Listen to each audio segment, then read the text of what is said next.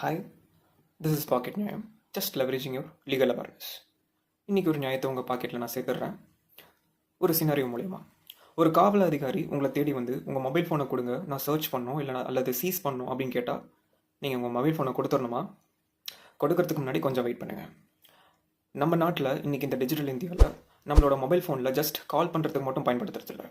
நம்மளோட emails, passwords, நம்மளோட இம்பார்ட்டண்ட்டான டாக்குமெண்ட்ஸ், ஈவன் ஃபைனான்ஷியல் ட்ரான்சாக்ஷனோட லிஸ்ட்டு, நம்மளோட ப்ரைவேட் சாட்ஸ், இமேஜஸ், ஸோ நம்மளோட ஃபோனில் தான் அடங்கியிருக்கு.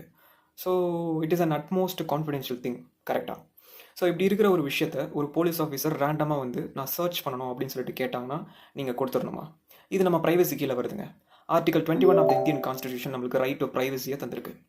அர்த்தம், அப்படி ஒரு போலீஸ் ஆஃபீஸர் நம்மக்கிட்ட வந்து கேட்கும்போது நம்ம அதை மறுக்கலாம். விச் மீன்ஸ் முடியாது சார் அப்படின்னு சொல்லலாம். Without any judicial warrant or magistrate order ஒரு போலீஸ் ஆஃபீஸர் நம்மளோட ஃபோனை சீஸ் பண்ணவோ சர்ச் பண்ணவோ கூடாது. அவங்க கேட்குறாங்கன்னு நீங்களும் உங்களோட ஃபோனை அன்லாக் பண்ணி தந்துடக்கூடாது. ஏன்னா அது உங்களை ப்ரைவசி சம்மந்தப்பட்டமான விஷயம். கான்ஸ்டிடியூஷன் நம்மளுக்கு அதை கேரண்டி பண்ணியிருக்கு. ஓகேவா?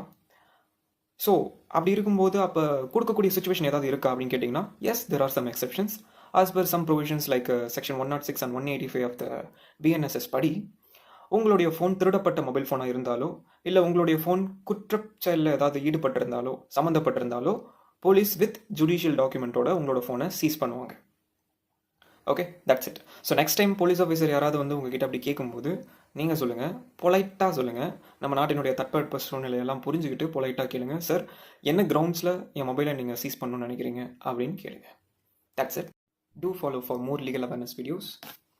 Also, if you have any pros and cons of the videos, like any suggestions to improve my video, just comment me in the comment section. Yeah, thank you.